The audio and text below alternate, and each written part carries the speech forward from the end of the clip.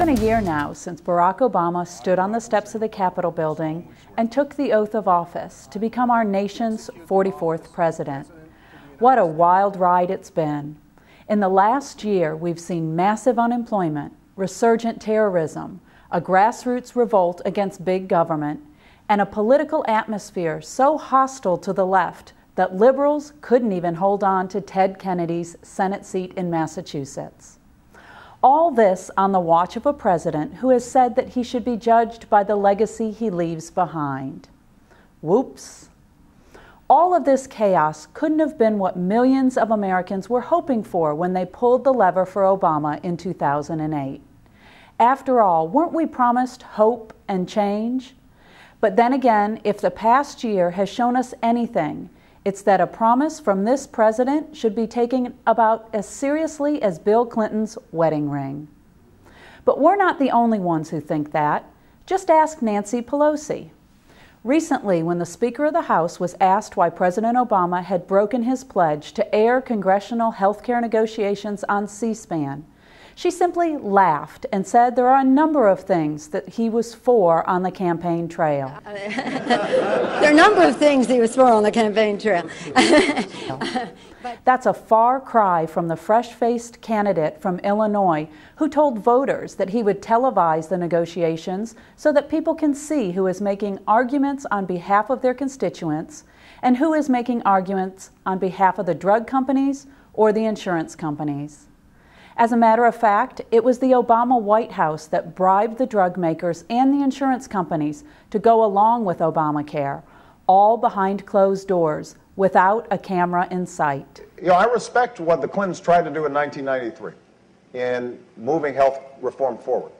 But they made one really big mistake, and that is they took all their people and all their experts into a room and then they closed the door. We will work on this process publicly. It'll be on C-SPAN. It will be streaming over the net. We'll have the negotiations televised on C-SPAN so that people can see who is making arguments on behalf of their constituents and who are making arguments on behalf of the drug companies or the insurance companies. But here's the thing. We're going to do all these negotiations on C-SPAN. So the American people will be able to watch these negotiations. Drug and insurance companies will have a seat at the table. They just won't be able to buy every single chair. And we will have a public process for forming this plan.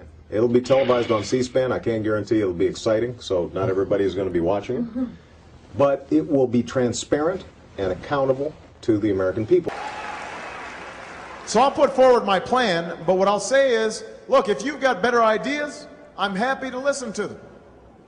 But all this will be done on C-SPAN, in front of the public. And one of my jobs as the president will be to guide this process so that it's an honest process. Unfortunately, this isn't the exception for President Obama. It's the rule.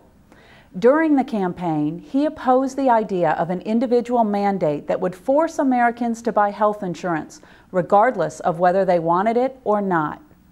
Now, it's one of the centerpieces of his health care reform plan. He claimed that his administration would mark the moment when the rise of the oceans began to slow and our planet began to heal.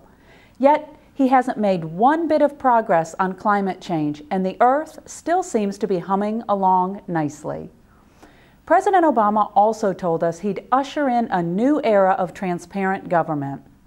He said that every piece of legislation passed by Congress would be able to be viewed by the American people for at least 5 days before he signed it.